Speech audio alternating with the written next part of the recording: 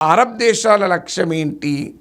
Arab దేశాల లక్ష్యం ఏంటి అంటే తాము పాలస్తీనా సమస్యను పక్కకు పెట్టి ఇజ్రాయిల్తో శాంతిని తమంతట తాము కుదుర్చుకోవాలి.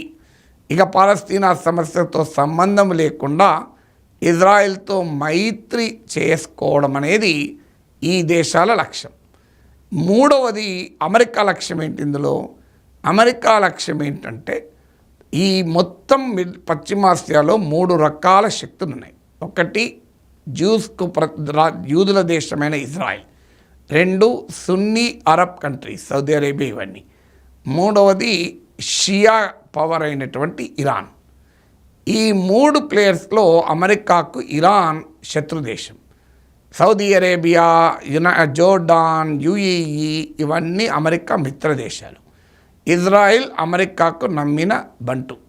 తమ మిత్రులైన ఇజ్రాయిల్ను సున్నీ అరబ్ కంట్రీస్ను కలపడం ద్వారా షియా దేశమైన ఇరాన్ను ఒంటరి చెయ్యాలి అనేది అమెరికా లక్ష్యం. సో ఇలా ఇజ్రాయిల్, అరబ్ నేషన్స్, అమెరికా తమ వ్యూహాత్మక లక్ష్యాలతో ఈ పరిణామాలను రచించాయి. అబ్రహాం అకార్డ్ కానీ, India middle east economic corridor కానీ, సౌదీ ఇజ్రాయిల్ నార్మలైజేషన్ టాక్స్ కానీ.